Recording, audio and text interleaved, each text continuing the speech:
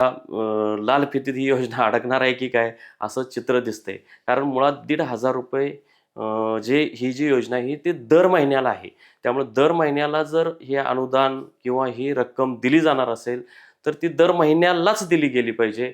मग ते असे 3, 4, 5 महिन्यांचा जर खंड पडणार असेल, तर मग हे महिलांचा, लाडक्या बहिणींचा अंत पाहिल्यासारखं होईल. ₹1,500 दिल्यामुळे त्या महिलेचं घर चालणार आहे. त्याच्यावर तिला घर खर्चाला जो लागणारा थोडीफार जी मदत आहे, हातभार आहे, तो या योजनेमुळे लागणार आहे.